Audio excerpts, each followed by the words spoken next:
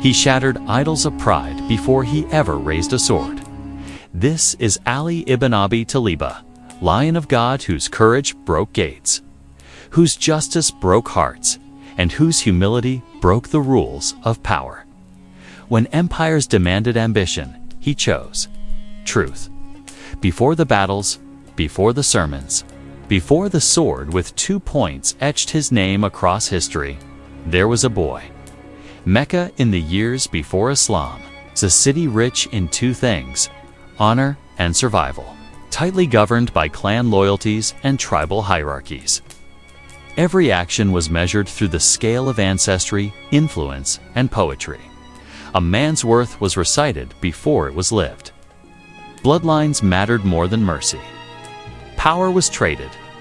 In shadows and public squares alike, in that city amid the dust, the candles of worship before idols, and the quiet hum of trade caravans lived a boy raised not just under the roof of the Quraysh, but inside the heart of a prophet's home. Ali ibn Abi Talib was not raised like other noble children of Mecca. He belonged to the Banu Hashim, one of the respected subclans of Quraysh, but the household into which he entered was not one of opulence.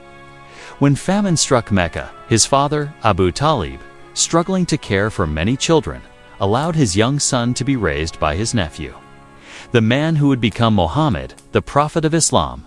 In that house, Ali witnessed not ritual, but reflection, not just food, but fasting. He grew up in a place where silence spoke, where dignity was not carved by coins or robes, but by truth, hospitality, and quiet regulation of ego. It was here that he first learned what it meant to believe heaven before the revelation arrived, and when it did, Ali was among the first to say yes. He was a child, perhaps 10 years old.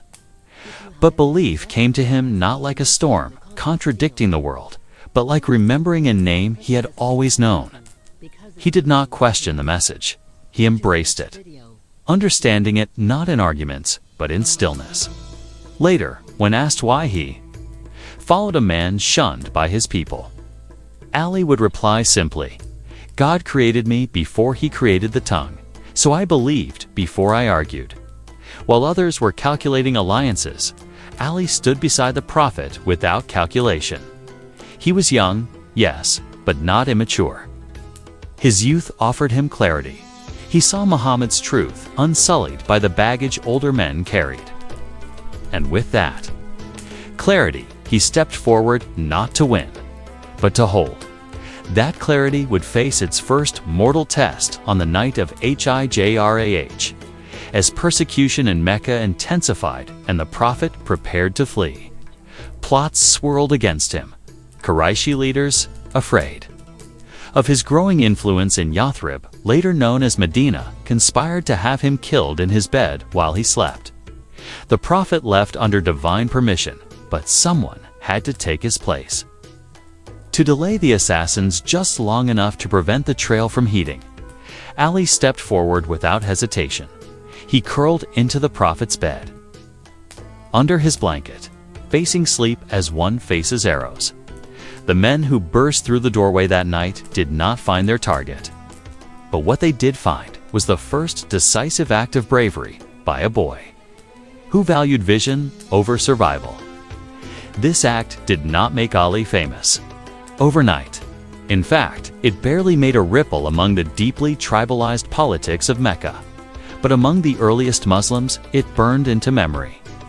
Not because it was dramatic, but because it was quiet and complete. It was courage without announcement. Later, as Ali migrated to Medina, he didn't bring with him tokens of conquest or declarations of rank. He brought furniture for the prophet's household. He brought famine with him, and he brought freedom from ambition. What he found in Medina was not safety, but purpose. There, he married Fatima, the prophet's daughter, not as a political move but as a bond of love, asceticism, and spiritual compatibility. Their wedding was a humble affair. Her dowry was meager. Their home, described in narrations, was dimly lit, often without staple foods. But their walls were warmed by something rarer: balance, compassion, and the pursuit of a life remembered in silence more than spectacle. From this home came the motifs that would echo through Ali's life and, later, through Islamic philosophy, mysticism, and jurisprudence. A lamp burning gently at night. Beside scrolls upon which wisdom was whispered, a patched coat of mail, which he would continue to wear even as governors were adorned in silk. And of course, his sword-gifted later Zulfiqar, double-edged and finely balanced, symbol not only of strength but of the very justice he would one day bleed for. From this foundation of belief, born not in trauma or manipulation, but in purity, I would rise. He was not in competition with the companions. He was not racing for recognition. He was more feared by the enemies of Islam, yet more quiet than those who boasted their faith aloud. His character was shaped between the Prophet's footsteps and Fatima's prayers. He slept on the floor. He gave in charity, while fasting, once offering his only meal to a poor man who knocked. He fought with the fury of Baghdad's steel, yet never struck first. From the deserts of Arabia to modern minds, Ali would be remembered both as the lion in battle and the lamp in the night. But before scepters or sermons, swords or sermons, he was just a boy who believed. And that belief would outlast kings. Before banners, drumbeats, or the clash of swords, true battle begins within. For Ali ibn Abi Talib, the battlefield was not where courage was born, it was where it was revealed. The first test of that revelation came at Badr. The Battle of Badr, fought in 624 CE, was not supposed to be a decisive war. It began as a caravan interception. 75 mounted men among some 300 Muslims faced a Quraysh army of nearly 1,000. By every military measure, the outcome should have been swift and one-sided.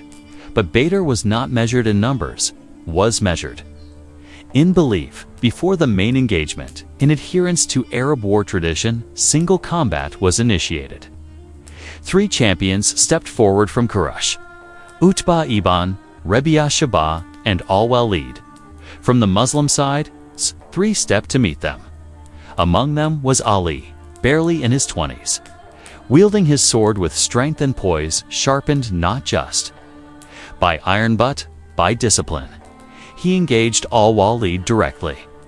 Their duel, intense and short, ended with Ali's victory, clean, decisive. The air around that moment vibrated. For the Muslims, it was more than triumph, it was confirmation. But what stood out even more than the victory itself was Ali's demeanor after the duel. No taunting, no dramatizing, no claims of might. Just stillness, focus, and a quiet return to command formation. Battle broke soon after. Arrows launched. Swords met. Chaos spread in the dust and confusion. Discipline held, and Ali was in the heart of it. He is reported to have fought with unmatched bravery that day, eliminating several prominent Qurayshi fighters, yet never losing formation, even in the chaos. Of the battle's peak, Ali represented something rare, a warrior who neither forgot his role nor glorified it in Badr. He taught a lesson. Bravery is not just the ability to strike. It's the ability to endure, obey, and not let blood eclipse purpose. But if Badr showed the stride of courage, Uhud forced Ali to show the weight of loyalty when alliances fall apart. A year later, the Muslims faced a revenge-seeking Quraysh force at Mount Uhud. With early success, the tide turned toward the Muslims until miscommunication and a breach of command allowed the Quraysh to flank from behind. Panic spread, lines collapsed, and many fled. The archers, the foot soldiers, even senior leaders. Ali remained as the Prophet was wounded and the lines pushed inward. Ali and a few companions formed a protective wall around him. The enemy closed in. Stones, arrows, and sword strikes fell like thunder on the defenders. Among them, Ali fought without pause. He was seen that day not just as a swordsman, but as a shield, a bulwark of resolve. Wounds covered his body, His arms carried the dents of defense, his breath heavy, his steps soaked in blood and dust. And yet he did not falter in the Prophet's support. Later, the Prophet would say of him, "Ali is from me, and I am from Ali." But this was not an echo of blood ties, it was recognition of inseparable values. A deep connection where faith, action, and loyalty formed a triangle that no sword could split. At Uhud, Ali learned and taught that loyalty is courage after loss, when success is no longer a guarantee. He believed without needing applause, and he bled without waiting for history to notice. Then came Khandak. The third great confrontation. Ali faced the trench battle not dominated by soldiers or sieges, but by silence, stalemate, and one impossible duel. In the year 627 CE, the Muslims in Medina faced a confederation of Arab tribes constructing a joint army of 10,000. Outmatched in open combat, the Prophet listened to strategic proposals. The solution came from Salman the Persian: dig a wide trench around the vulnerable parts of the city to fortify it. A desperate innovation, and it worked. The coalition army, puzzled by the unfamiliar tactic, settled into a siege. Supplies ran low, tension thickened. Then one man crossed the trench, Amr ibn Ab Wood, one of Quraysh's most feared warriors, leaped across with his horse and struck his sword into the dust. He taunted the Muslims, demanding a challenger. The silence was heavy, because Amri was not just strong, he was infamous. His duels ended fast. Few dared confront him, but Ali stood. He requested permission from the Prophet multiple times before. It was granted. As he approached the trench to face Amr, those who watched said Ali appeared smaller, even delicate, in contrast to the brute before him. But courage is not measured in volume or muscle. It is measured in truth standing its ground. When fear demands retreat, Ali faced Amr alone. The duel was long. The dust swirled. Sword strikes echoed, and then silence. And then takbir. Ali had won. Not only against a man, but against the fear that lived in the hearts of 10,000. But again, no parade, no victory speech, no claim of legacy. Only a bowed head and a step back into the line. Ali embodied a rare form of chivalry, one of polished armor and banners waving in sunlight, but one practiced in dust and dusk, in the stormy edge between uncertainty and fate. And this chivalry set the stage for what would follow, not just in combat, but in ethics, governance, and the personal battles of restraint. The duel at Khandak was more than a single victory. It was a question asked and answered at the edge of death. What is courage for? Is it dominance, or is it defense? Ali came back from that duel not smiling, not boasting, but reflecting. He was known to say afterwards, "The strike I delivered to Amr ibn Abidwad was worth more than the worship of all jinn and men, because it was not done out of anger." What made that moment holy wasn't just the force, it was the restraint behind it. And in that restraint lay the ethics of combat that would define Ali's legacy, because Ali, like the Prophet himself, was not raised on the idea of annihilation. He wasn't shaped by conquest for conquest's sake. When war ended, he wiped his blade clean, not just of blood, but of pride. He spared those who surrendered. He spoke gently to the defeated. He offered water, shelter, and even money to those who, hours earlier, had tried to kill him. One narration has him facing a fallen enemy during one of the battles who spit at him. Moments after being knocked down, Ali stepped back. With his blade raised, he hesitated. The stunned man expected death, but Ali said, "Had I killed you now, it would be revenge, not justice." This was not weakness. This was control, moral control, and it pierced deeper than any sword. After Khandak, Ali continued to fight in many more engagements: Hunain, Tabuk, Yamama, but never as a mercenary, never out of rage, always with balance. Always with a purpose larger than self or sword. Because, for Ali, victory without values was a defeat in disguise. And those values, compassion, patience, measured response, responded the Prophet's model of command, often lost in the chaos of war. Ali remembered them. At a time when the Islamic State's confrontations with the empires of Persia and Byzantium were escalating, he stood as a reminder that Islam was not spreading to consume but to reform, to bring mercy where fury reigned, to restore dignity. Where corruption had erased it, battles made Ali famous, but it was his conduct in battle that made him irreplaceable. The men who fought beside him narrated his presence like a force of gravity. When ranks broke, they realigned near him. When morale shook, his silence steadied it. He didn't need to roar. He didn't carry flags the size of sails. He simply held his ground, and everyone else found theirs in the Prophet's later sermons. Ali was sometimes praised not just for what he had done, but for how he hadn't changed because of it. In a world where each new victory hardened hearts and bloated egos, Ali grew more reflective. He didn't walk taller. He walked quieter.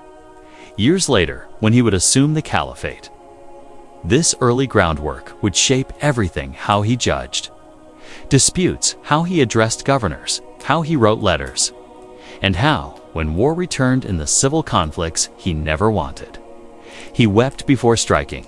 But that was far away. For now, Ali was the sword arm of the truth, a warrior personally forged by the hand of the Prophet himself, yet guided by the softness, intact from childhood, and all of it the weight of Badr. The blood of Uhud, the dust of Khandak raised new questions for future generations. What is bravery without restraint? When does chivalry become strategy? How do we punish without becoming what we fight? Ali never wrote a book of military strategy. He didn't organize an academy of war. But through his actions, he authored an unwritten code, an Islamic code of warfare forged in principle, not plunder. A code where duels were not for theater, but necessity. Where retreat was not shameful, and mercy not massacre. It was the true aftermath of battle. And that code would be remembered when politics, dynasties, and empires would forget who first modeled it. Stories of Ali in battle spread quickly, not just among Muslims, but among the curious enemies of Islam. Even the Byzantines had whispers of him. Even Persian warriors recognized his name in legend. The one with two blades, some called him the lion who waited before pouncing. But the truest tribute came not from his enemies, but from the Prophet of Islam himself, who said of Ali, "None loves Ali except a believer, and none hates him except a hypocrite."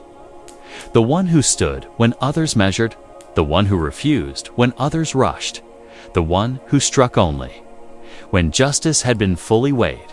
That was Ali ibn Abi Talib. In soul.sage, in silence, and the sword arm of a faith that demanded far more from its warriors than victory. It wasn't victory that made the Battle of Khabur legendary. It was the moment before the gate fell. A moment wrapped in prophecy, patience, and a man too sick to stand until truth required him to rise. The oasis of Khabur, a fortified stronghold of wealth and political influence inhabited by powerful Jewish tribes, lay in the north of Manuna, guarded by 10 massive fortresses, each built for siege, defense, and defiance. After rising tensions and military alliances that had grown hostile toward the Muslim state, the Prophet led a campaign to neutralize Khabur's threat and secure the region. But Khabur did not fall easily. The Muslims established a siege day after day, sending waves of attempts to breach the fortifications. Ali ibn Abi Talib, the Prophet's cousin and closest commander, had been injured and severely ill in the days leading up to the final assault. He lay in his tent, high swollen from infection, strength fading, unable to rise. but the Prophet, as if saving strength for something greater, uttered words that would echo through the centuries. Tomorrow, I will give the banner to a man who loves Allah and his messenger, ... and whom Allah and his messenger love. He does not retreat, nor does he falter. He will open the gate. All eyes turned toward the leaders of the army. Who could it be? That night, many companions, noble and upright, silently hoped for the banner. Not out of arrogance, but for the honor that came with carrying the Prophet's trust into the storm.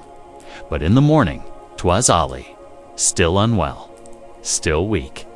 But summoned, he rose slowly, trembling not from fear, but from fever. Yet his eyes, swollen though they were, shone with the fire of clarity. The Prophet placed the banner in his hand, invoked healing through his presence, and gave him the command with serenity but full certainty. That moment didn't just signal tactical command. It was a transfer of spiritual weta convergence of trust, prophecy, and destiny.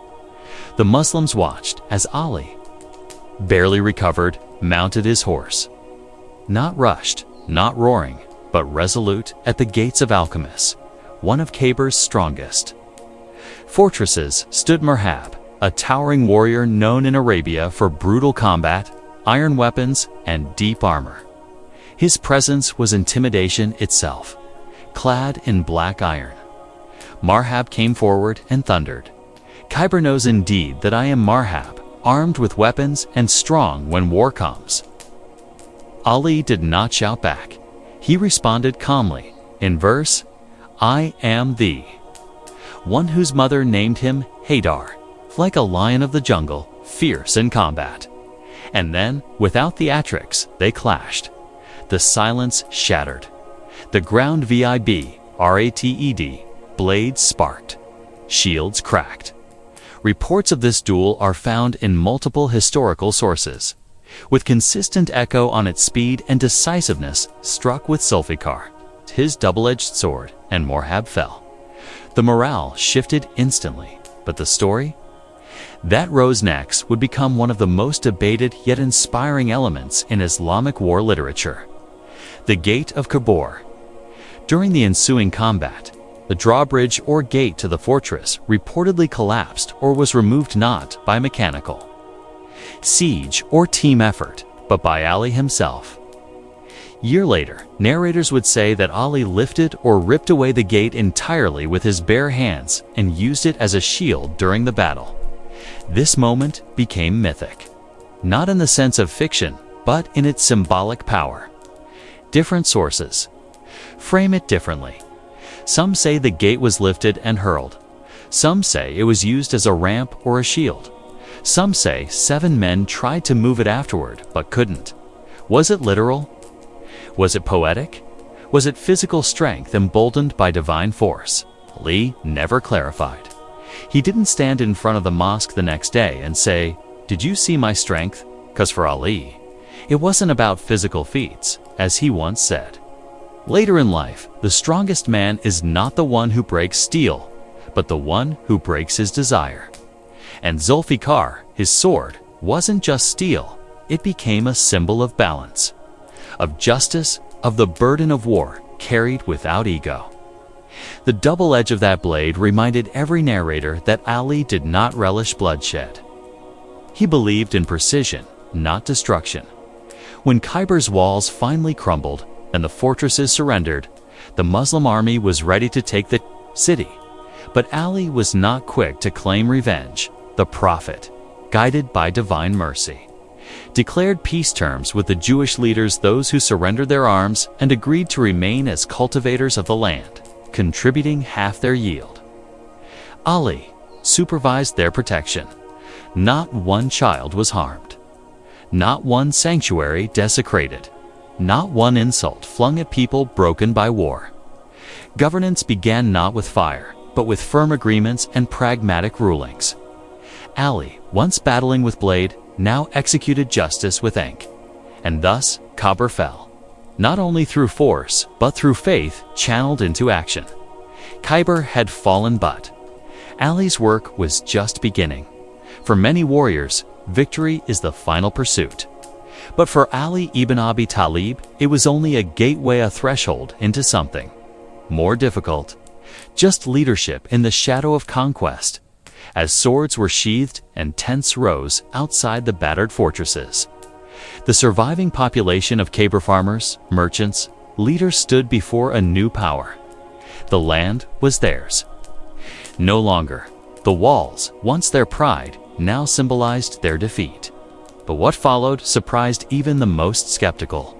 Terms of peace were not just offered, they were honored. Those who lived upon the land would continue to do so. Their crops, orchards, and water rights were preserved.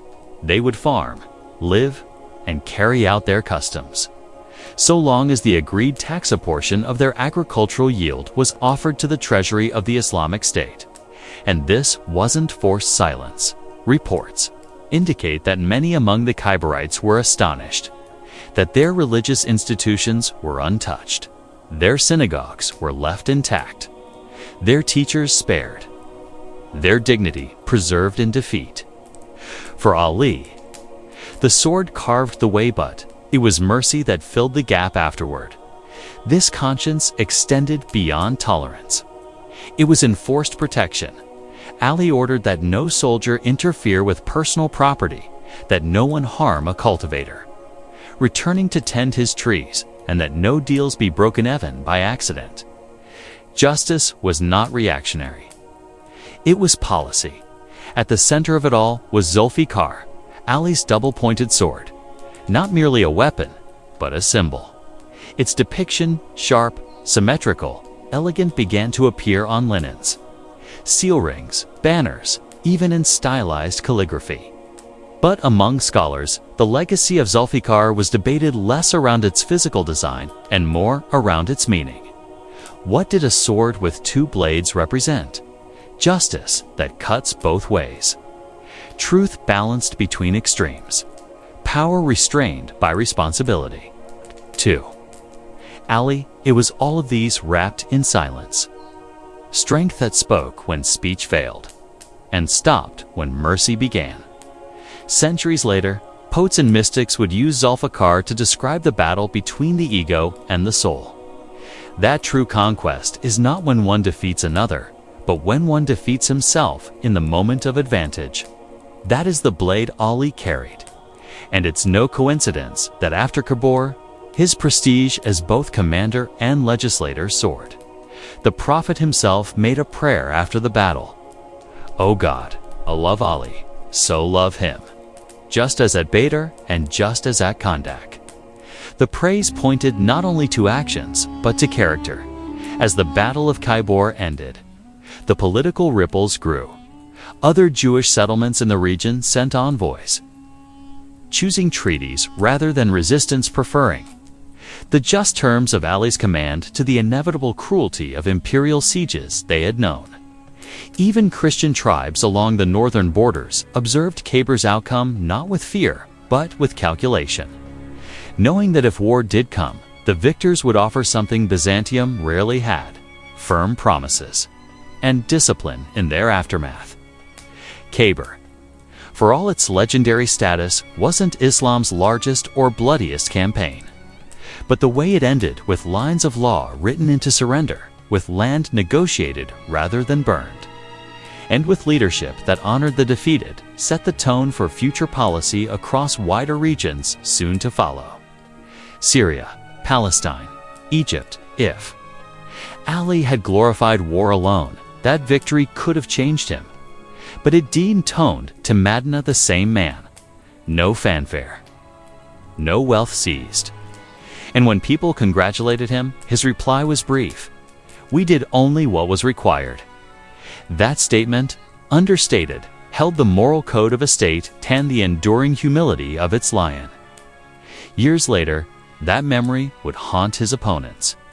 Men who accused him of being too moderate, too principled, too slow to punish, would forget that Ali was the man of Zulfiqar, the one who could split a fortress but chose instead to split injustice where it stood.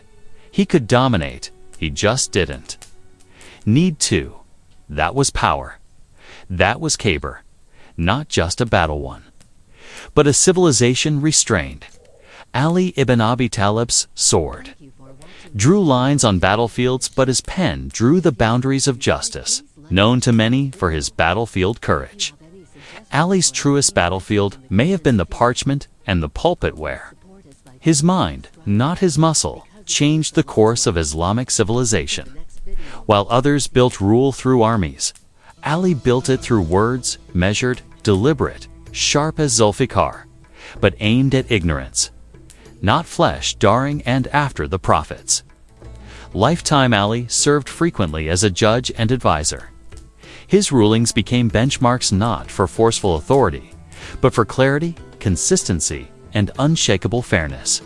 From land disputes to inheritance claims, from marital issues to political grievances, Ali was sought out not for alliances, but for outcomes that felt like justice.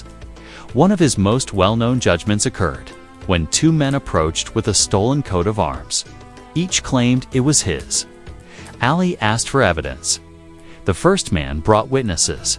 The second had none. Ali ruled in favor of the man with witnesses. Later, people asked him privately if he thought the ruling matched the truth. Ali answered calmly, "My heart may know it, but legal rulings cannot be made by hearts alone. They must rely on proof." In that sentence lay his commitment to the system, not the individual. Even when he had emotional instincts, he would not allow them to tilt the scales of law. This prioritization of equity over favoritism would remain a staple in his leadership. As caliph, he once refused to offer a higher stipend to a man who demanded more, based on tribal rank. Ali responded, "If your worth lies in the tribe, take it from them. But here, all are equal before the treasury." But it wasn't only in rulings where his intellect illuminated hearts. It was his sermons, letters, and sayings, stroke of language marked by depth, duality, and power beyond their form. Ali was a master of speech. His style was rhythmic without theatrics, metaphorical yet direct. He could turn a battlefield command into a soul-stirring sermon or reduce an imperial ambition into a single damning sentence.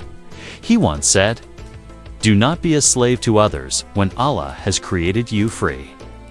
And elsewhere, people are slaves to this world. And as long as they live favorable lives, they are loyal to religious principles. But when tested, they are few. These were not recitations written in the comfort of palaces. Many of these were pronounced in the trenches of conflict, whispered from the pulpit amid fitna, or written as guidance to governors trying to navigate post-war rule. Centuries after his death, these words would be compiled in a single volume known famously as the Nahj al-Balagha, the Peak of Eloquence, compiled by Sharif al-Radi, a Shi'i scholar in the 10th century. Nahj al-Balagha became the second most quoted book in early Arabic oratory after the Quran and Hadith. The collection includes over 200 sermons, 70 letters, and nearly 500 short maxims. Yet historians and scholars from both Sunni and Shi'i traditions debate parts of its attribution. The core ideas are widely accepted. Some wording is questioned. Some letters are said to have been edited for literary depth. It's important to present it as a rich reflection of Ali's intellectual legacy, without forcing historicity on each page unquestioned. The ideas endure, whatever the editorial hand. In those sermons, Ali spoke harshly of greed, attachment to status, injustice, unchecked desire. There was no class he spared from critique, not rulers, not merchants, not even scholars. Indeed, his concern with wealth and power remained thematic across his governance. In one sermon, he warned governors, "The treasuries of the Muslim people are not your private inheritance. If you take from it unjustly, you consume fire." And he lived by the asceticism he preached. His meals were famously minimal. Coarse barley, bread, perhaps a bit of vinegar. His garments were old, often patched by his own hand. Once, when shown a luxurious new robe, he said, Do you want the people to follow me or to stare at me? Ali's asceticism wasn't performative. It was protective. He wore simplicity to block arrogance. He cut excess to prevent flattery. To him, every coin unearned was a chain around the neck of a leader. And while he was unrelenting in his critiques, he was equally vast in his mercy. He disagreed sharply with Talha and Zubair companions who later fought against him. But he never stripped them of their honor. He clashed with Muawiyah politically, but refrained from personal defamation, even when enemies mocked him. Ali would respond patiently. When asked how he could coexist with opponents without hate, he replied, "Friendship is not erased by disagreement, only by arrogance." Among all the writings attributed to Ali, perhaps none is more comprehensive, timeless, and surgically crafted than his famous letter to Malik al-Ashtar. Malik was appointed by Ali as governor of Egypt, a region rich, fractured, and historically difficult to lead. Rather than send him forth with weapons and seals alone, Ali handed him a documented blueprint for governance still studied today.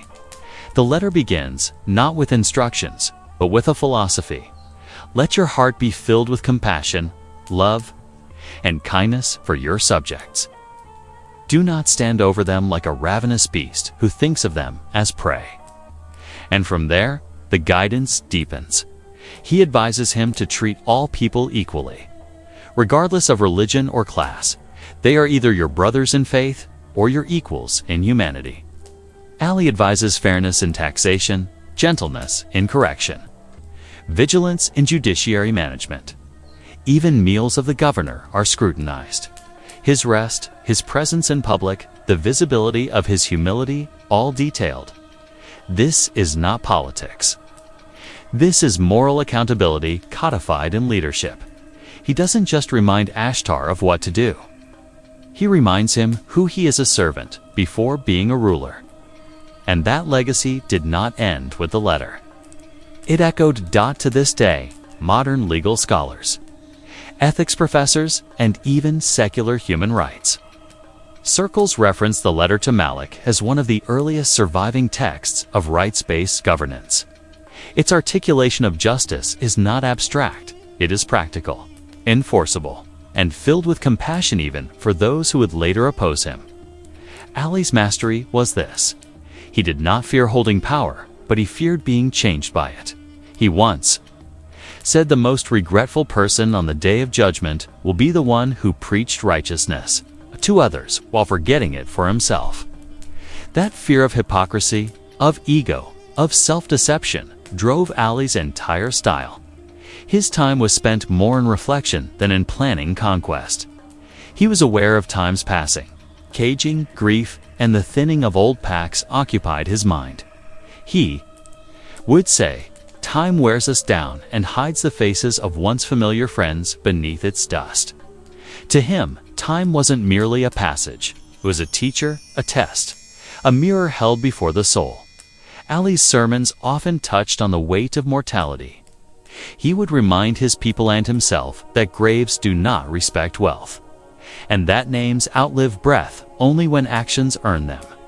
Every day that passes is a page turned, and soon your book will be closed.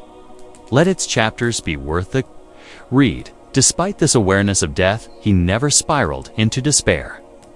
His asceticism wasn't detachment from people. It was detachment from the illusion that power insulates us from reckoning. It created in him a witness, a spiritual clarity that others could feel, but not always describe. One companion said of Ali, he walked with the weight of justice on his back, but his steps never trembled. Even his humor, rare as it was, reflected this clarity. Once, when asked how he retains so much knowledge, Ali answered, "The Prophet poured rain into my chest and I've been flooding ever since." But depth didn't isolate him. He built friendships across rival lines. He respected those who differed with him in politics, refused to mock even those who opposed him militarily. This was not political correctness. This was inner security, a righteousness that didn't need to crush opposition to stand tall to his allies. He offered loyalty to his rivals. Dignity. He was one of the few men in history who could disagree without despising. In public life, Ali's magnanimity stood apart. When he saw people praise him too highly in crowds, he would caution them. When enemies cursed him, he would remind his companions not to respond in kind. He once said, "Your tongue is like your sword. Sharpen it only when truth demands, and sheath it when anger tempts." This was the essence of Ali, words guided by light, not fire. If his sword was Zulfiqar, his legacy was something sharper. His judgment, his wisdom, his reminders that leadership meant kneeling before justice, not towering over it. He did not rule to dominate. He ruled and spoke, and judged because guidance required a voice unshaken by favor, unclouded by vengeance. The year was 632 CE. The sun had barely risen over the city of Medina when the weight of reality dropped upon the hearts of a people who had just begun to understand what mercy on earth could look like. The Prophet Muhammad had passed away. The city went still. Voices faded into sobs. Some denied it out loud. Umar, the iron-willed, refused to believe he was gone. The impact was seismic, not just spiritual, but political. Ali ibn Abi Talib did not emerge immediately to the center. He stayed by the Prophet's body, washing it, preparing it, fulfilling the final rites alongside those closest to the messenger. While the body of the Prophet still lay unburied, news reached Ali that a group of the Ansar had gathered at a roofed hall outside the city, the Saqifa of Banu Sayda. There, a political episode was unfolding that would shape the Islamic world forever. The Ansar, heroic hosts in the Prophet's mission, feared that leadership might slip from their hands. The Muhajirin, the Meccan migrants, Qurayshi in lineage, arrived quickly, led by Abu Bakr and Umar. What followed was no coup, but a moment of profound urgency. Emotions ran high. Arguments flared. In the end, Abu Bakr was given the Pledge of Allegiance as the first successor Khalifa. Ali was absent. Whether the delay in his pledge was days or months, different records preserve different timelines. What is agreed, however, is his stance. During that crisis, patience, counsel, and unity. Ali did not raise a sword. He did not fracture the state. He advised, he engaged discreetly, but ultimately deferred. Some traditions say he later said he felt he had a right to leadership. Others emphasize that he placed unity above personal claim. The echo of this moment would pulse through history. Why did the cousin of the Prophet, the man who had fought in every major battle, the one who was born in the Kaaba and raised in the Prophet's home, not assume leadership? To understand that, one must rewind to Ghadir Khaman event recorded in both Sunni and Shia literature. Though differently interpreted, at a pond between Mecca and Medina during the Prophet's final Hajj, he stopped the caravan of thousands, took Ali by the hand, and said, "Whoever I am his Mawla, then Ali is his Mawla." Mawla in Arabic is layered. It can mean leader, master, friend, ally, or guardian, depending on context. The Shia tradition holds this as a clear divine appointment of Ali. The Sunni tradition sees it as a declaration of closeness, honor, and spiritual authority, but not necessarily political. Succession. Centuries of debate have evolved from that word. Ali himself never used Ghadir as a public claim. He never cited it in protest. Perhaps he knew that arguing over interpretation would fracture hearts more deeply than loss ever could. He chose instead to preserve the Amma, rather than provoke it. In a time of fresh grief and potential civil fracture, Ali stood, not as a claimant, but as a guardrail against collapse. That choice carried weight and cost. Some believe political power was denied him. Others believe he voluntarily postponed it for the sake of greater continuity. The truth may lie between emotion and strategy, a man who could lead, but wouldn't rupture the city of the Prophet to prove it. He returned to his life with Fatima. He planted trees, he wrote. He advised successive Khalifas when asked. He taught younger companions and corrected judges quietly. He held back pain with dignity. And when people came to ask why he stayed silent, he offered a simple philosophy. One who pulls fruit before it ripens gets only bitterness. Ali understood timing. Ali understood wounds. Political transitions, no matter how well-intentioned, often deepen the scars they try to heal. He became a silent witness to the birth of order after the Prophet, careful not to extinguish the light they had all bled to keep lit. In that silence, sacrifice was made. But in that sacrifice, unity was preserved. Was it a victory? Was it a loss? Ali didn't label it, he just lived it. Ali ibn Abi Talib's silence wasn't surrender, it was calculation. It was the stance of a man who understood that timing could build or break a world. The Prophet's passing wasn't just the loss of a leader, it was the disappearance of a center. Medina had never known Islam without him. The tribal cords holding the Ummah together were still thin, still damp with new faith. Any pull too strong could tear it all apart. Ali didn't push. He advised when asked. He disagreed when needed. He stood beside Abu Bakr, then Umar, offering insights and judgments as a counselor, not a rival. Both men, it is reported, sought his guidance on particular matters. His presence was not marginal, it was foundational, though quiet. He debated Umar on questions of legal precedent. He guided Abu Bakr on Quranic interpretation and inheritance. He remained close to the Quran, not to power, but that steadiness came at a cost inside his own home. After the Prophet's death, tensions rose between Ali and powerful clans over the land of Fodak, a piece of property which Fatima believed she had a right to as inheritance. Abu Bakr ruled, using hadith as evidence that prophets do not leave behind inheritance. Ali supported Fatima's position, but again, no rebellion followed. Only sorrow, only tension beneath the surface. Outside, life in Medina resumed. Campfires still flickered. Markets still buzzed. But intimacy, that rare form of unity found in the Prophet's presence, was slowly fading. Ali observed this, never inflammatory, never distant, just watchful. As years passed, and he saw administrative styles evolve, tribal politics resurface, and worldly aspirations creep into leadership. Ali remained a counterexemplar, living reminder of what power looked like when it refused vanity. When Umar was appointed caliph, he too consulted Ali often. And when Umar was assassinated, he even placed Ali on the Shura Council, 6 men tasked with selecting the next caliph. Still, Ali did not campaign. Still, he deferred.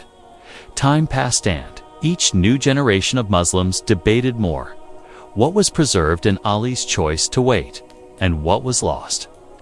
Those who saw him as the rightful successor pointed to his knowledge, his closeness to revelation, his participation in every major trial of Islam since its birth. They asked, why would the Prophet unite him in blood and soul, make him husband to Fatima, call him the gateway to knowledge, and not intend more? Others argued his wisdom lay in restraint, that his legacy wasn't in seizing authority, but in ensuring that the foundations of Islam would not fracture from a contested transition. They say, what Ali could have taken by sword, he secured through time. And time proved one thing: he never changed his faith for his future. His values were not conditional to position. His loyalty to the message remained, whether on the throne or in the shadows. And through it all, he protected a deeper succession: the preservation of prophetic values across political change. He once said, I would rather be poor in this world and rich in the next than be a king here and bankrupt there. Not that leadership is shameful, but that leadership should never be pursued out of need to prove oneself. During these years, he revisited Ghadir often, but never exploited it. Some followers referenced it to build claims, but Ali's actions showed something else. He knew people's memory was imperfect. He knew words could be twisted. His mission wasn't to reignite broken opinion, was to guard the boundaries of mercy, unity, and belief. Later generations would formulate doctrines. Sects would harden. Names like Sunni and Shia would take root.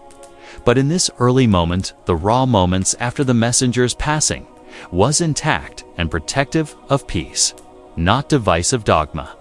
He deferred his claim to power, but not his responsibility to the Ummah, and when the day finally came, 2 decades after Saqifa, when the people tired of corruption, frustrated with aristocracy, and fearful for Islam's soul came, knocking on his door demanding that he take leadership. He didn't leap, he sighed and said, "If I take this step, know that I will do so with justice." But justice bears thorns. He became caliph then, but that is another chapter. For now, we leave a man who stood in grief and greatness, not measuring his legacy by what he claimed, but by what he was willing to hold back for the greater good. Ali's silence after the Prophet was not emptiness, it was integrity. And sometimes, what echoes the loudest in history isn't what was said, but what wasn't. Ali ibn Abi Talib never wanted the throne. For years, he had counseled caliphs, judged disputes, watched leadership. Evolves ways close, always trusted, but never hungry for rule. So when Uthman ibn Affan, the third caliph, was assassinated during a wave of unrest in Medina, all eyes turned toward Ali not as an ambitious contender, but as the only man whose name could calm a storm. Medina was cracking under pressure. Former governors, once untouchable, were now accused of corruption, favoritism, and brutality. Wealth had pooled in concentrated hands. The treasury flowed unevenly. Tribal elites grew bolder. Ulama differed. Ali, desperate for stability rooted in principle, came to Ali. They came not with celebration, but desperation, offering their allegiance as both a request and a rescue. Ali resisted. He understood the price of power. He knew its inheritance was not luxury, but accountability, unrest, and blood. He saw what it had done to rulers before him, how it gnawed at loyalty and bent justice into shapes that suited conquest. But eventually, he accepted the way a physician accepts a patient with open wounds in a battlefield hospital. He became caliph not from ambition, but from responsibility. From the first week of his rule, Ali set a new tone. He stood in front of the public, not on a platform, not wearing fine clothes, but dressed as always in coarse garments, sword by his side, calloused hands forward. His first policy actions were sharp, immediate, and startling. First, equality in the treasury. He ended the previously tiered stipend system that gave more wealth to early Muslims or to tribal seniors. Instead, all Muslims, regardless of tribal origin, time of conversion, or social status, would receive the same share. This gesture came from his belief that Islam leveled rank by faith, not by seniority or class. It delighted the poor. It outraged many elites. Even among companions, the resistance was loud. They reminded him, "This is not pragmatic. This is not how you build alliances." He answered, "Truth does not change because of the numbers opposing it." His treasury reforms were not isolated. He began replacing governors, especially those accused of injustice or accumulation of wealth without oversight. These former governors, some related to powerful clans or old companions, refused to accept such dismissals. Letters began circulating. Murmurs of rebellion started to breathe. Ali responded not with threats, but with letters composed with patience, warning against fracturing the Ummah, holding them accountable to principles they had once defended. His Commitment to fairness ached for many, but thrilled those who had long felt unseen by power as Medina erupted in political tremors. Ali made a striking decision to move the capital from the Prophet's city of light, the heart of revelation, to a dust-filled garrison town in Iraq. Kufa, built during Umar's Caliphate, had started as a military base but quickly grew into a buzzing multicultural center. It stood at the crossroads of strategic routes near Persia, closer to Syria, surrounded by deep tribal roots and growing infrastructure. Why did Ali choose it? Partially for geographical proximity to the rising threats in Syria. Partially for logistics, its central location eased communication between regions. But deeply for symbolism, Medina was memory. Kufa was opportunity. Medina was filled with conflicting loyalties tied to legacy, status, and sacred familiarity. Kufa, newer rower, needed reform. Ali saw it as a place to rebuild governance, not as nostalgia but as necessity. In Kufa, he could start not just military responses, but intellectual reform. It was here that ideas would shape administration, where sermons flowed with the ache of truth, and where his long-awaited vision of governance could be tested. And it was from Kufa that he wrote his most famous political instruction ever, the letter to Malik al-Ashtar. Malik, his warrior ally and trusted friend, had been appointed as governor of Egypt, a region volatile with tension beneath Byzantine decay and internal rebellion. Ali sent him with armor, but more powerfully, with words. In that letter, Ali did not write like a king. He wrote like a believer handing fire to another with bare hands. Warning, guiding, pleading. Let your heart overflow with mercy toward your subjects. He advised Malik to avoid advisors filled with greed, to shun excessive taxation, to never let rage guide judgment. He explored the dignity of minorities, the rights of prisoners, and the treatment of soldiers. He reminded him to walk among the people, not behind guards. It was not just a job description, it was a constitution with soul. He wrote, "People are of two types, your brothers in faith or your equals in humanity. Justice in governance, economics, religion, and civil fairness all compressed into one document." And, true to his teaching style, Ali warned him, the greatest tyranny isn't from enemies, it's from the self when left unexamined. Ali's vision for governance was clear rule with justice, not convenience. Measure leaders, not just followers. Reward trust, not lineage. But clarity in power is rarely comfort. His refusal to buy loyalty through wealth or overlook injustice for the sake of politics made him a target. Many of those who once pledged allegiance to him now whispered betrayal behind closed doors. The aristocracy, long growing comfortable under the leniency of Uthman's rule, was offended by Ali's reforms. Some expected him to reverse their dismissals or at least delay them. Instead, he moved quickly.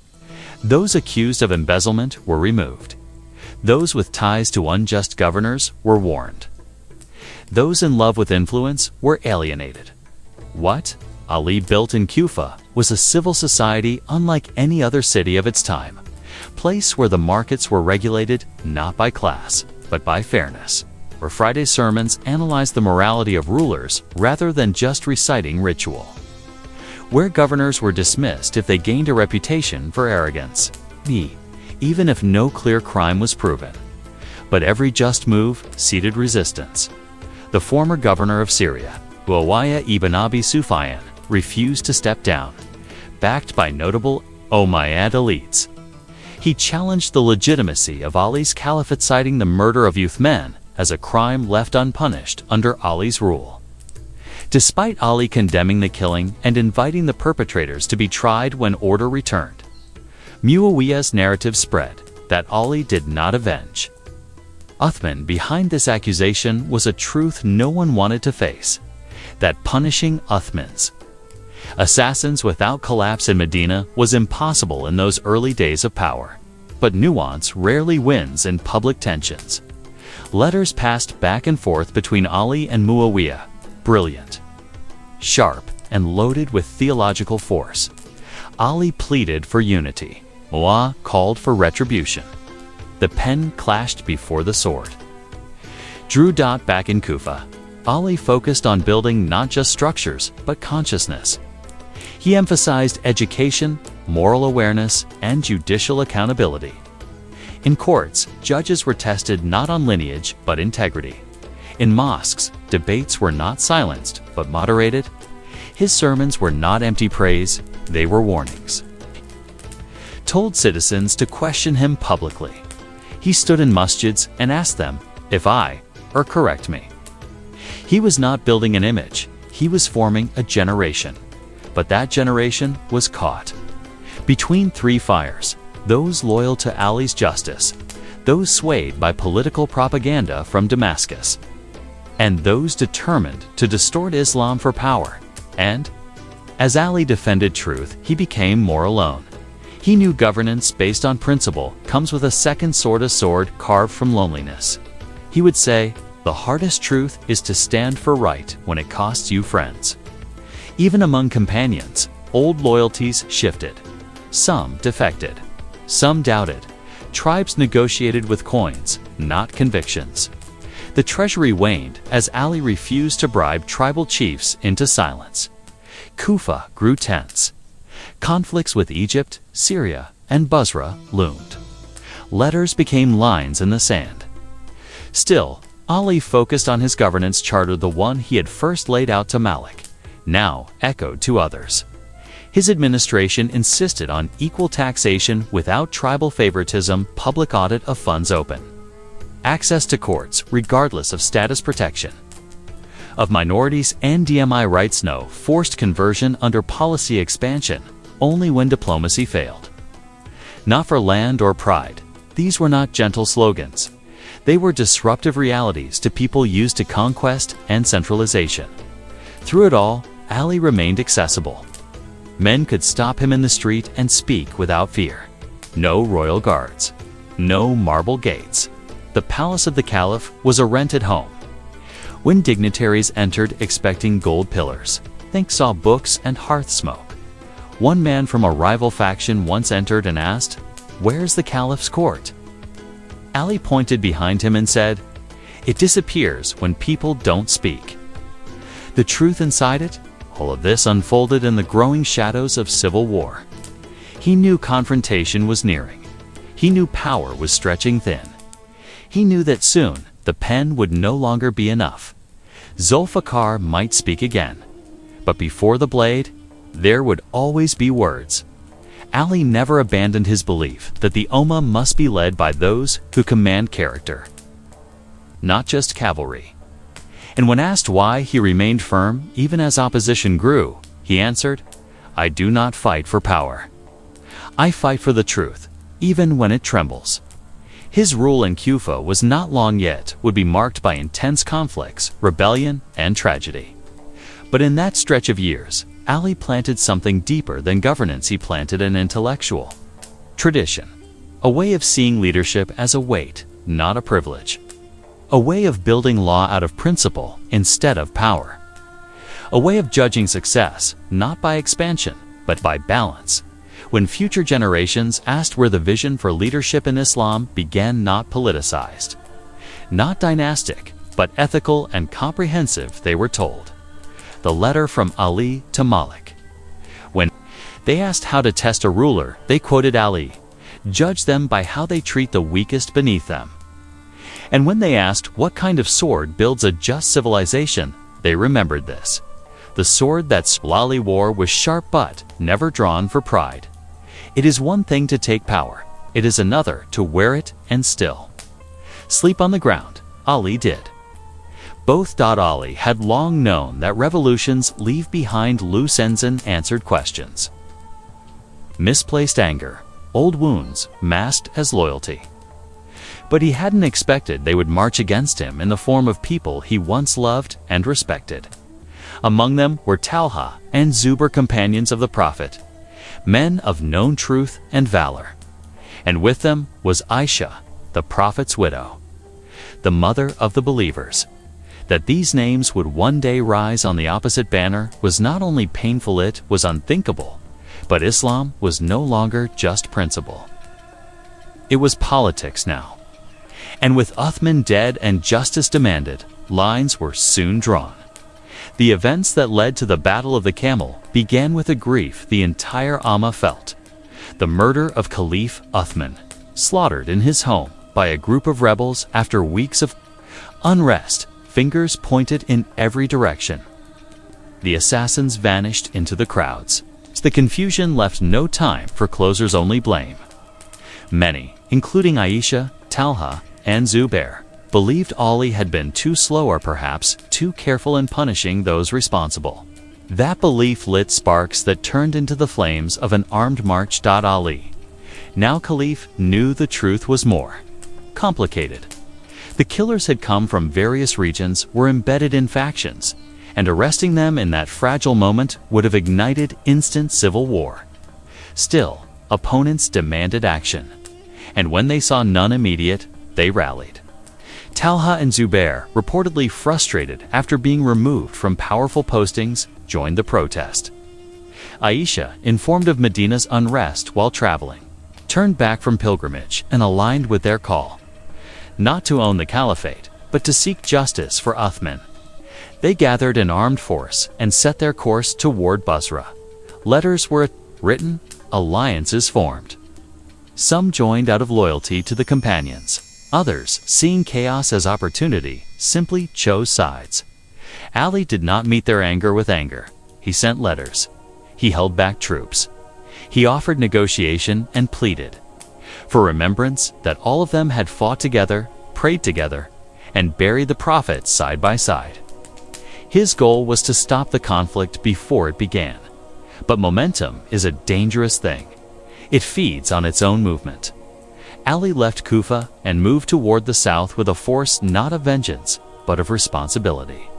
He entered Basra trying to reclaim unity, not stamp it down. Before the battle lines were drawn, Ali and Zubair reportedly met face to face.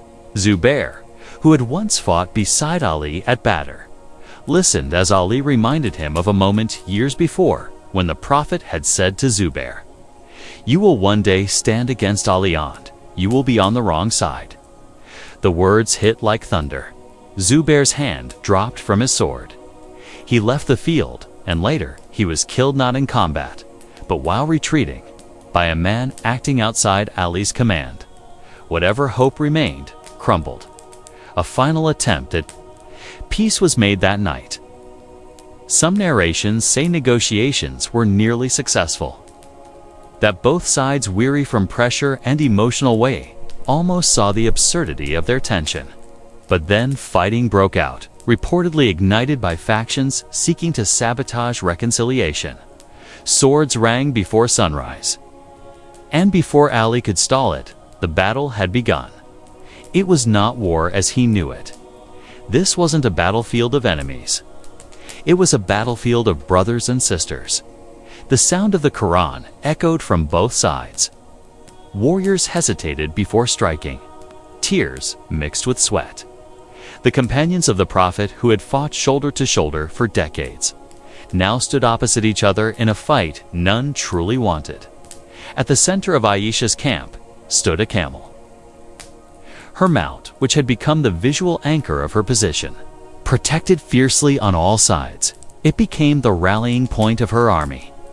Ali, seeing the symbolism harden into stubbornness, ordered it brought down not as humiliation, but as a way to end the battle. The camel was felled. Aisha was unharmed, escorted out with dignity, and returned to Medina under protective guard. Talha had fallen wounded earlier in the battle, a stray arrow striking him fatally. Zubair, as stated earlier, had been killed while leaving the field. Ali grieved for both. He did not gloat or declare their deaths as political trophies. He buried them with honor, prayed over them, and wept. This was not a day of victory. It was a day of warning. A civil war had begun with people raised on the same soil. Its first battlefield was not against Byzantium or Persia but within the House of Islam, and Ali stood at its epicenter not as a tyrant, not as a man hungry for power, but as a servant overwhelmed by the weight of shattered unity. After the dust settled in Basra, silence took hold, not the peace of resolution, but the silence of realization. This wasn't a victory. It was a tear in the fabric of unity, a wound that words could not repair. Ali walked through the battlefield, not as a victor celebrating conquest, but as a man searching for the remains of a dream. A dream that the Ummah would never turn its sword inward, that companions of the Prophet would never clash over grievances that could not be contained. He ordered the wounded on both sides to be treated equally. No discrimination, no revenge. Dead bodies were buried with equal respect, whether they had stood with him or against him. Looting was forbidden. Nobody from the opposition was punished. No family was displaced. He instructed his commanders to refrain from triumphalism. They had won a battle but lost something greater. Ali met Aisha after the battle. There was no bitterness in his face, only gravity. He addressed her as he always had, Mother of the Believers. She in turn acknowledged the pain of what had passed, though there were differing narrations of what exactly was said. What matters more is what was done. He treated her with full dignity, appointed an escort of trusted men, and ensured her safe and respected return to Medina. He told his soldiers that no word against her should leave their mouths. For Ali, this was not just an act of diplomacy, it was principle. If he allowed the people to slander those who erred in judgment now, then who would stop them from branding error as treachery in future generations? He knew how communities formed their moral horizons not only by leaders' words, but even more so by how leaders confronted pain. There was something prophetic in his conduct, an echo of the compassion he had long watched in the Prophet. When enemies softened, Muhammad forgave. When the Quraysh returned to Medina defeated, he didn't burn their homes. When the people of Taif mocked him, he prayed for them instead of cursing them. Ali remembered all of that. And now, holding power in hand, he walked that same path, not with ease, but with effort. The Battle of the Camel left Ali shaken not personally, but emotionally. He had fought before, still would again, but this war cut differently. These were not pagans or imperial agents. These were people who had memorized Quran, who had shared meals with the Prophet, who had once fought side by side for justice. And now, because of grief unresolved and politics untamed, they stood as a cautionary tale for generations to come. In sermons delivered after the battle, Ali never bashed the opposition. He spoke of the tragedy, of the brokenness they all now had to carry. He said, "I am your brother, though pledging allegiance to me came late. Do not let swords change tongues." This was his mode of leadership, not to erase memory, but to protect it from being poisoned. He didn't purge municipal officers who had stood against him. He didn't install loyalists blindly. He examined merit, reputation, and ethics and appointed accordingly. His goal was not to hold power by fear, but to protect society through trust and transparency. In Kufa, as news of the battle unfolded, Ali's supporters sought reassurance. Many wanted vengeance. Others demanded public condemnation of the Prophet's companions who marched against him. But Ali silenced them. He said, "We are not people who rejoice when the Ummah weeps. We are the ones entrusted with the blood of the past and the hopes of what remains." Over time, Basra returned to order, but the scars remained, not just on the soil, but in the hearts of Muslims. Legends and interpretations multiplied. Scribes wrote versions. Partisans engraved different truths. But one thing every historian can agree: Ali did not want that battle. He tried to prevent it at every step. But when swords were drawn, he did not flee responsibility. In the end, Basra was less about territory and more about heartbreak. It was the moment when Islam became old enough to weep for itself. The moment where justice collided with loyalty and grief bled into politics. Where Ali stood, not against enemies but amid shattered trust. Doing what he had always done, led without hatred, and govern without arrogance. This was the lesson of the camel, not the power to conquer, but the burden to forgive. Not the right to rule, but the duty to heal. And in Ali, the Ummah saw the weight of leadership not in how firmly one commands, but in how gently one holds what is already broken. The road from Busra led not to peace, but to the banks of the Euphrates. There, across the waters, another confrontation. Weighted larger than Basra, more layered, and deeply entangled in politics, disguised as piety. Ali's next opponent would not be a companion misled in grief, but a man who controlled Syria. Claimed to champion vengeance for Usman, and new power as a permanent currency. Muawiyah ibn Abi Sufyan. Had not accepted Ali's caliphate. From the beginning, as governor of Syria since the reign of Umar, Muawiyah had developed an efficient administration with a deeply loyal regional base. His refusal to step down at Ali's command wasn't just defiance, it was a declaration. He framed his rejection as moral protest, insisting that justice for Uthman's killing had not yet been secured. Ali responded first with letters, not armies. They were sharp, dignified, and grounded in legitimacy. He challenged Muawiyah rightly. Where was your outrage when Uthman was besieged? Why did you not dispatch help then? Why now, when new power is at stake, do you clothe political ambition in the garment of justice? Within these letters, Ali tried to remind Muawiyah and by extension, the Muslim world that leadership wasn't a theater for revenge, but an arena for principle. But while Ali argued from the Quran and history, Hamo mastered a different tool: public narrative. His capital framed their campaign not as rebellion, but as leal kisses the banner of retribution.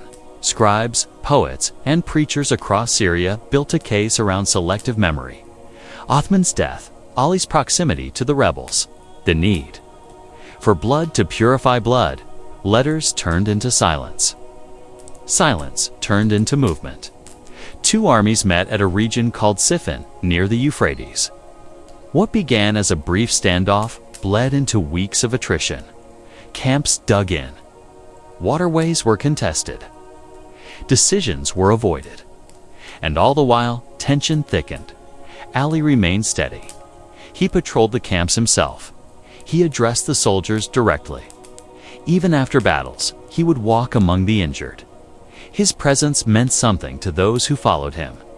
His words weren't made of political slogans, they were weights that anchored a crumbling sense of purpose. For months, the siege of patience continued. Then came open battle, crushing, dusty, terrifying. Thousands died. Day turned to night with no victory declared. Soldiers collapsed in confusion. Swords fell from hands too tired to hate anymore. That's when Muawiyah's general, Amr ibn al-As, devised an image that would carve itself into Islamic historical memory. Copies of the Quran were lifted on spears by Muawiyah's soldiers, pages flapping in the wind, ink glistening. In blood and sun was a message calculated not for effect on Ali's heart, but on the hearts of his men. Let the Quran judge between us, they cried. What could a Muslim soldier say to that? Kelly saw it instantly not as submission, but strategy. He warned his army, this is not reverence, this is manipulation. The same men who declined arbitration for months now invoked scripture when losing. But many of his soldiers hesitated. They laid down weapons. Others, caught in emotion, pressured Ali to accept the offer. How can we fight the Quran? They asked. Despite Ali's cry that the Quran doesn't speak by itself, it's interpreted through the integrity of those who wield it. The pressure broke through. Ali was pushed to agree to arbitration. Deeply pained, he warned of the consequences. Once principle is negotiated under duress, its strength dilutes.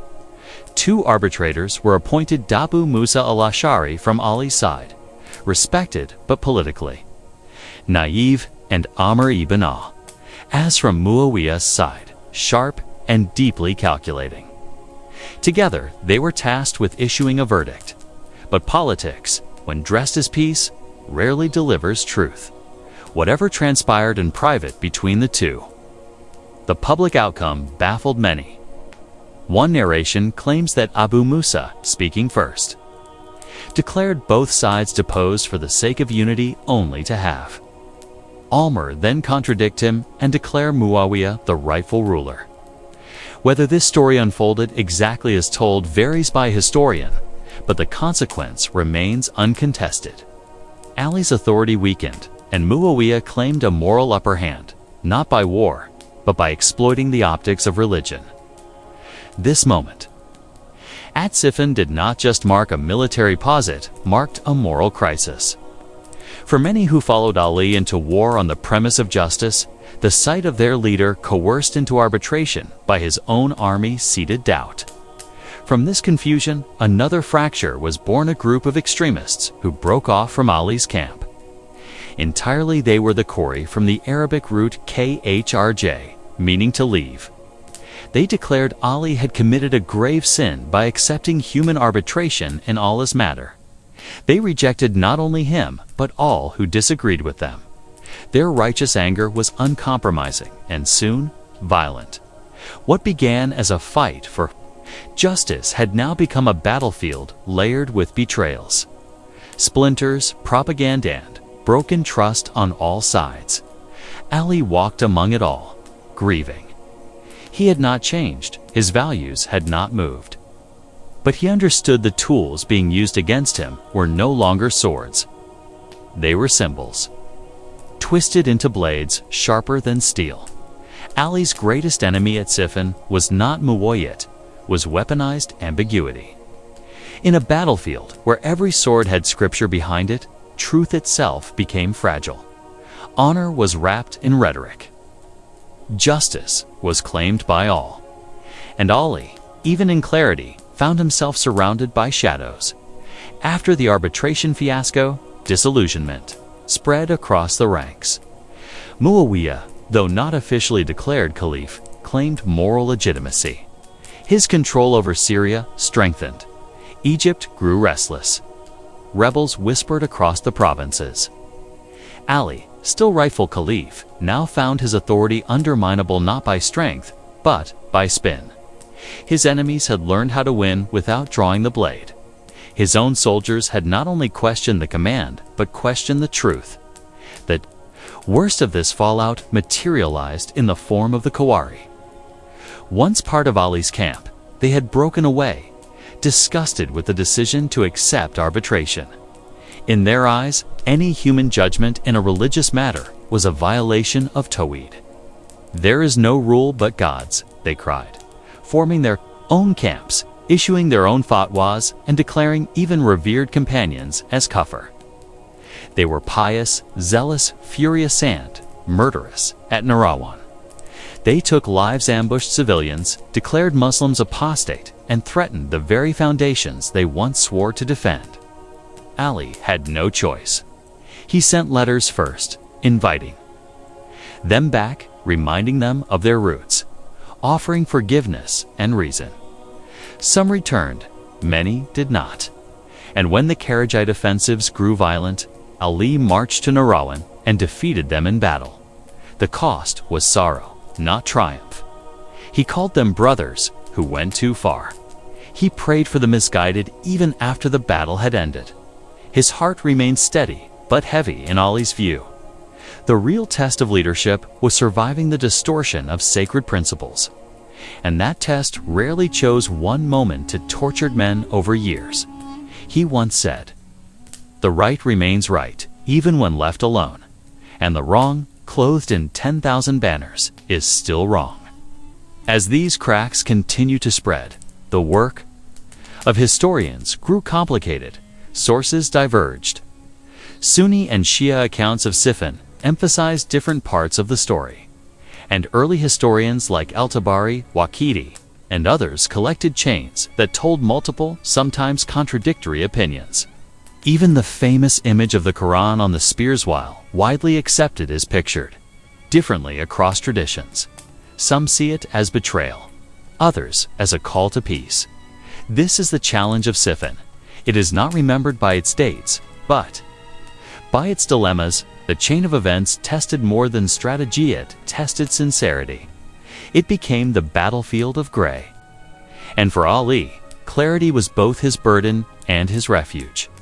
He continued leading financial reform in Kufa, transmission of knowledge among scholars, letters to governors, instructions for fairness in tax, land, and tribal negotiations. But the deeper battles had already begun wounding the Ummah. Battle fatigue took over.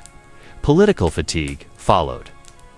People desired order, even if it meant turning toward a less principled governance. This is how Muawiyah's influence quietly grew, securing local loyalty through stability over ethics, promises over principle. In sermons, Ali reminded the people that justice does not come cheap. Whoever sells dignity for calm seas will one day drown when the storm returns. He could sense how exhaustion was reshaping people's values. Comfort wore the cloak of wisdom. Simplification wore truth's face. Siffin didn't only challenge. Ali's ability to command it cursed him with questions. Can principle survive when ambiguity becomes its disguise? When manipulation borrows religious symbols, when falsehood rides the back of eloquence? He didn't offer easy answers. He only offered himself. A man still wearing tattered clothes, still judging fairly, still walking through the markets without guards, still refusing to exploit the treasury, still calling his subjects to correct him if he erred. His humility was not performance, it was policy. It was his armor against the rising tides of lies. Ali's reality was this: he was too just for the corrupt, too principled for the cynical, and too uncompromising for the ambitious. And yet, he continued, even as false rumors spread, even as assassins began to stalk his movements, even as his words felt like they were shouted into wind. Because for Ali, leadership wasn't about being obeyed. It was about standing firm when the galaxy of truth is obscured by smoke. He watched the Quran raised on lances, and now he watched loyalty raised on conditions. Still, he stood. Ali once wrote in a letter, "Do not praise me for what I have not done. I fear praise like I fear slander.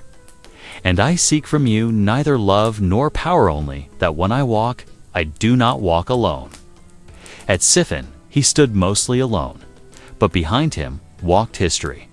And though many forgot who raised the banner of principle and who carried it long after, others dropped it, the ink would remember. Because in the test of principles in times of fog, there are few who choose the straight path, knowing it may lead not to ease, but to isolation. Ali chose it anyway.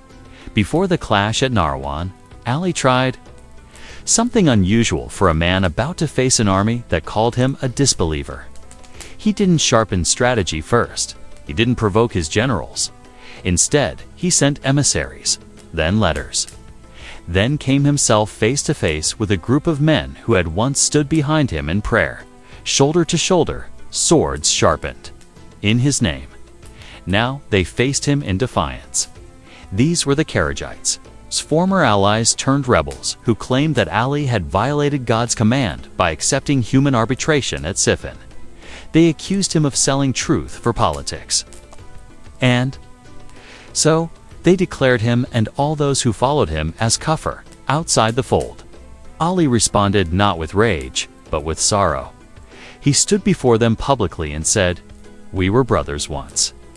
In arms, in prayer, in belief. Do not let pride blind you to what you once knew." He debated them patiently. He asked, "What did I change? What did the Quran demand that I abandoned?" And many, hearing his words, softened. Some rejoined his side. But others dug deeper into their position. radical in their self-righteousness, and refused dialogue.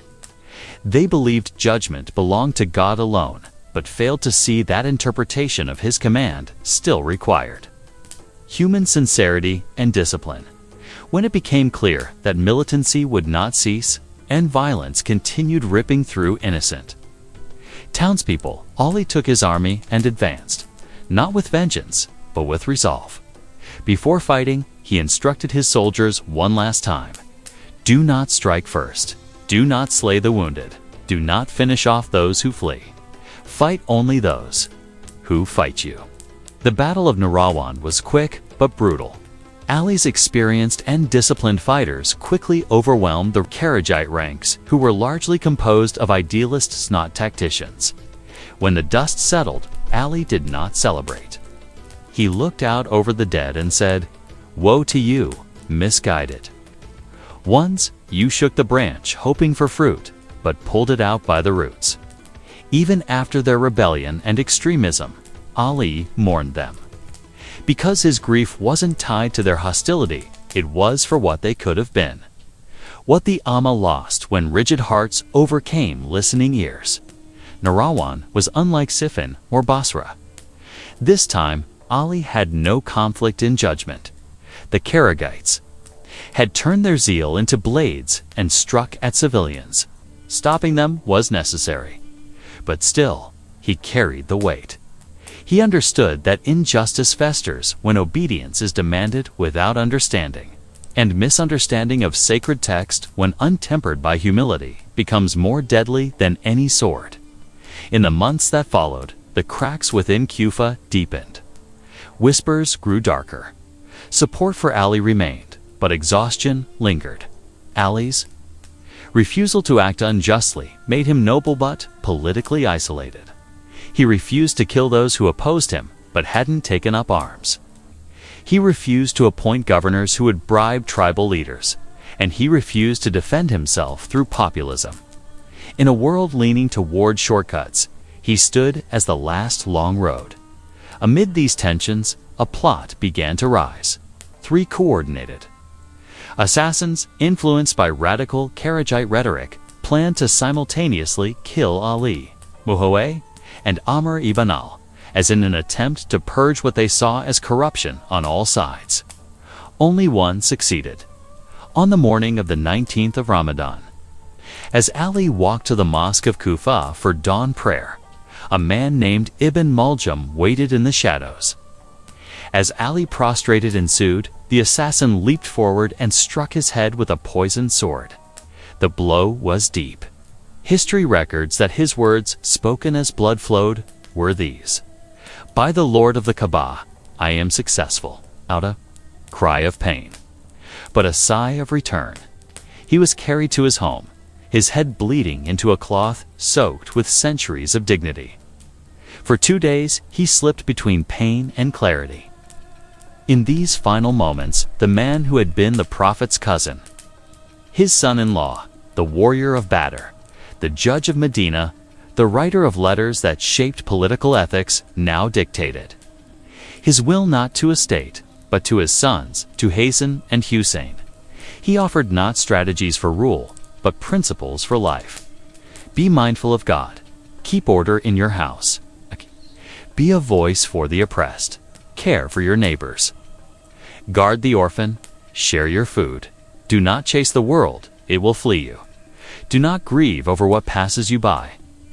And be just, even if justice harms your own interest. He did not speak of revenge. He told them not to pursue the killer beyond the crime. If I live, I will judge him myself. If I die, then strike him only once, no more than he struck me. This was Ali until the end. A man who had lived through every major transformation of the Muslim world, and yet who left without a palace, without gold, and without vengeance. Ali's wounds deepened in his final hours, not only from the assassin's blade, but from the knowledge that he was leaving behind a generation drowning in political confusion, lost between noble slogans and selfish ambition. When a man lives by such a vast code of principles, it is not his death that defines his legacy, but how completely he refused to compromise even in the face of death, as he lay in his simple home, surrounded by companions who wept quietly behind. Veils Ali remained conscious. He prayed when he could. He recited the Quran when his voice would allow. And even now, when power had slipped from his grasp and searing pain filled his skull, Ali still gave instruction. He told them, "Order will survive only on justice, and justice can never be built upon rage." He reminded his sons to treat people based on their character, not lineage, to honor the rights of the poor and not to neglect the widow, the prisoner, or the debtor. He did not leave behind gold or estates. He left behind a few books, his armor, and his sword.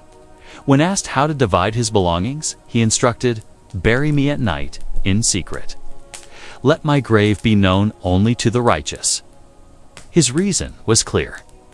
He knew that his grave could become a symbol either for politics or vengeance, and he wanted neither. He wanted rest, not rivalry, above his bones. His funeral was led with humility. Just a few companions carried him to what would later become the city of Najaf.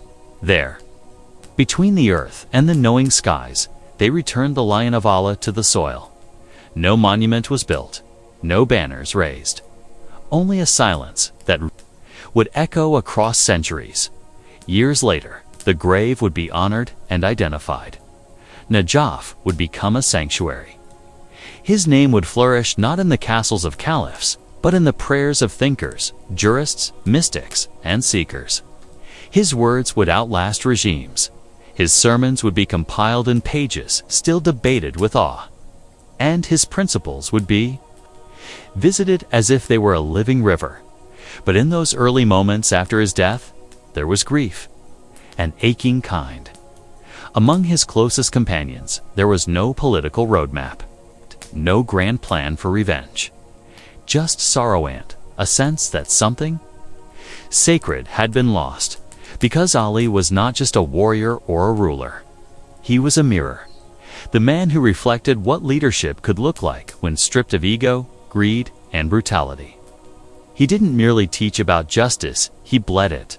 He didn't speak about humility, he lived it until his final breath. What Ali left behind was not a legacy of military triumph.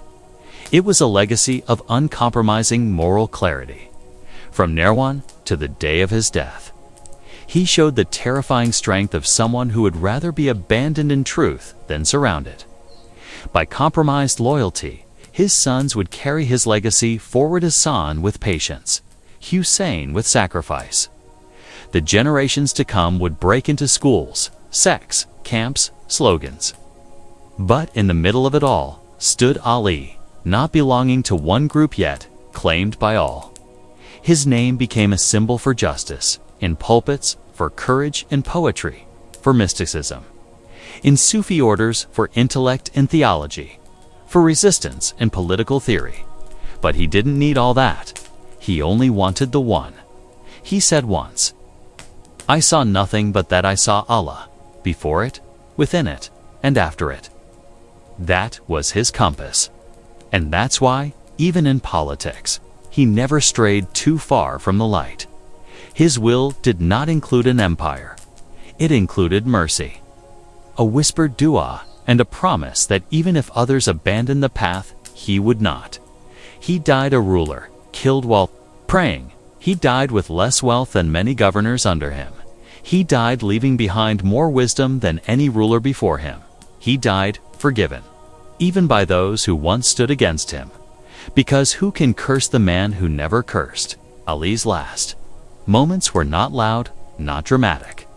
They were quiet, deliberate, and infused with everything he had lived for, to leave the world slightly more just than he had found it, even if it cost him everything. And in the end, when the door finally closed behind him and his soul joined the company of the Prophet, what remained behind was not just sorrow.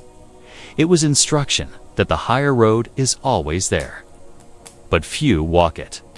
That bravery with a sword is brief, but bravery with principle must be lived daily.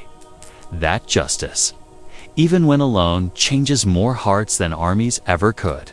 And that, a man who falls in sujud leaves the greatest mark not on history, but on eternity.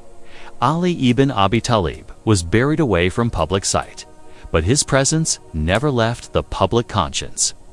In the centuries that followed his death, his name moved beyond the battlefield and beyond politics. It became a light at times fierce, at times silent. His legacy echoed across time, not in monuments or dynasties, but in pulpits, in legal opinions, in poetry, in the way people drew swords in calligraphy and imagined. Lions in the Night. Ali's impact on Islamic jurisprudence is profound.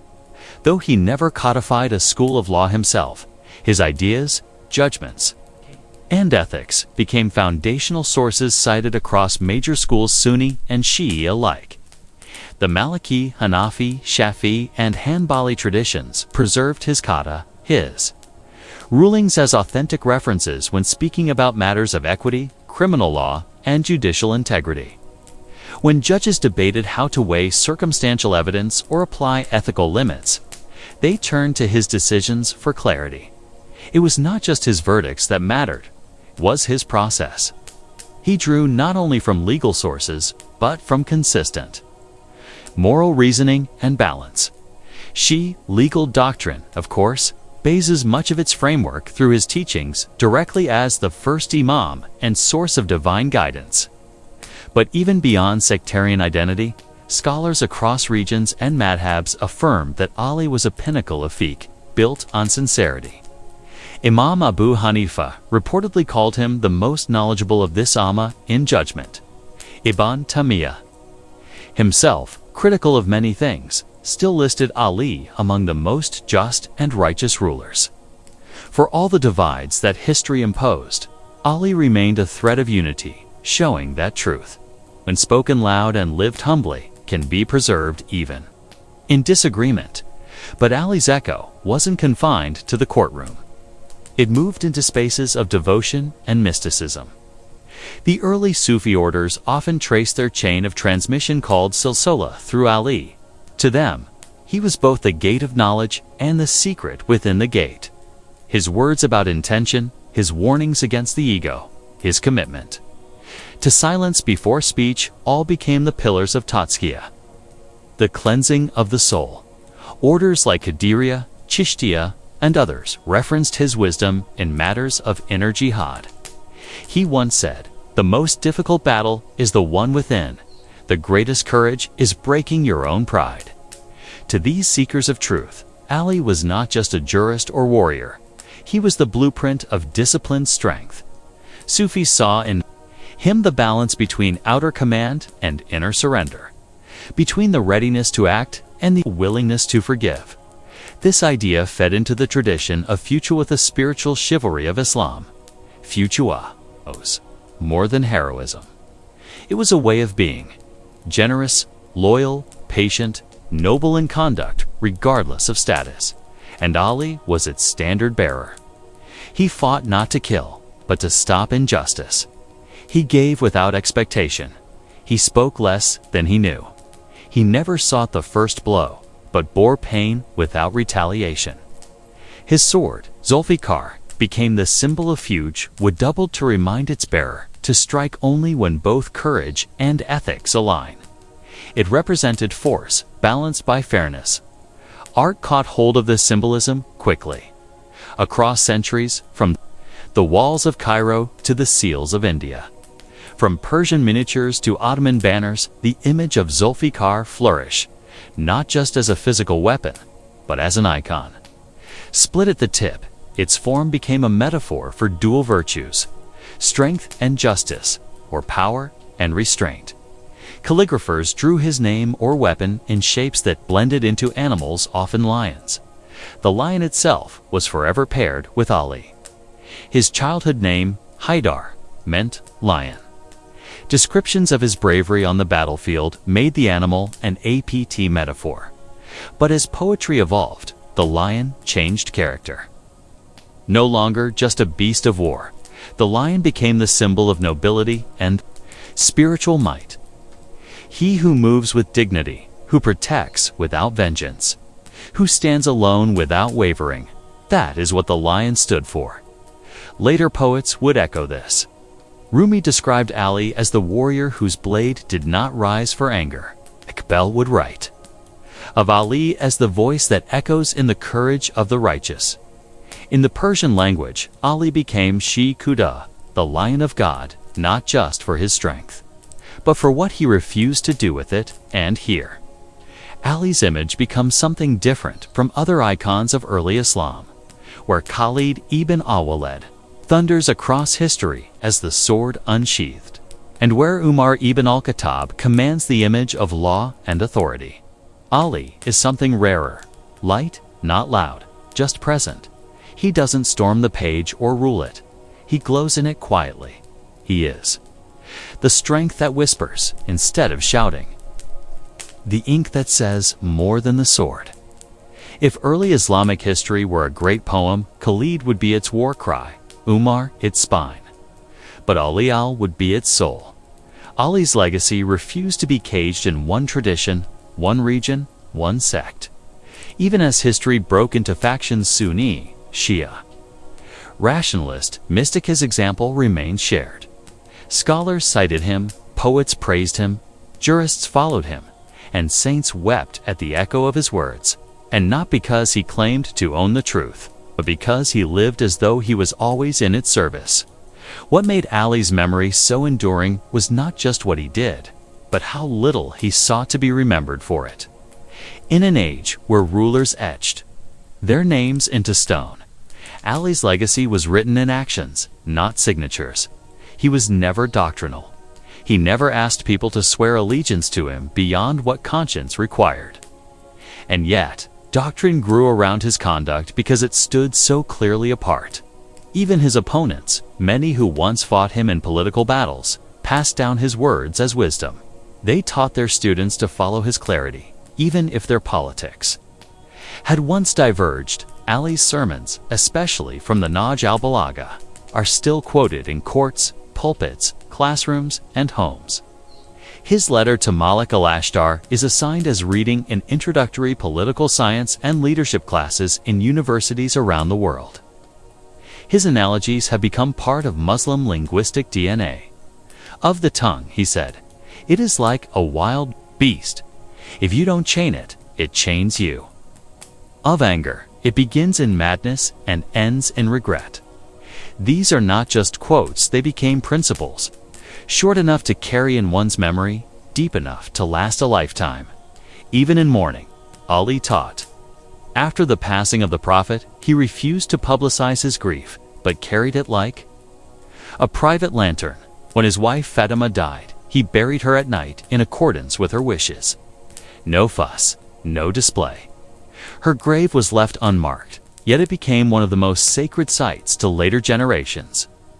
That was their way quiet. Dignity that echoed louder than spectacle. What he left behind wasn't just a life, it was a set of questions. Is the greatest conquest the conquest of the self?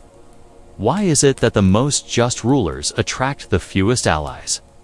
What does power look like when it refuses vanity? These questions haunt every generation that reads his story and recognizes themselves in the struggle to balance truth with survival. Ali's life is the age-old tension between righteousness and influence, between clarity and consensus. In the end, Ali could have ruled like a king, but chose to live like a servant. He enforced law with fairness, not favoritism. He accepted blame from people and corrected himself. He showed that a ruler can kneel in prayer as simply as a laborer, eat bread as dry, and still carry a justice more elevated than a palace could comprehend. The final image left by his biographers is not of a warrior mid-battle, but of a dimly lit room in Kufa, a lamp flickering, a sword laid flat beside a scroll, a ledger balanced, debits counted, orphans named, wrongs noted with the quiet attention of a man who knew tomorrow wasn't promised. The lamp glows not for drama, but utility. The sword rests not as decoration, but memory, The ledger remains open, not because it is incomplete, but because no good deed is ever truly finished. Ali didn't aim to leave behind doctrine. He left behind discipline.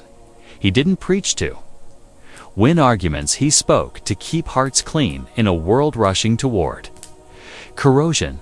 And perhaps that is why, of all the great names after the Prophet, the generals, the caliphs, the founders, the narrators, all continues to live not just in history, but in feeling. Because he taught that dignity does not require dominance, that courage doesn't need applause, that power which refuses pride becomes its own kind of strength. And in that example, men and women across time have found not an idol to imitate, but a mirror in which to examine their own place in the world. Ali ibn Abi Talib, the Lion of God, the Gate of Knowledge, the Prince of the Pious, walked the earth with a sword in one hand and justice in the other. But it was the light inside him that the world remembers, even now.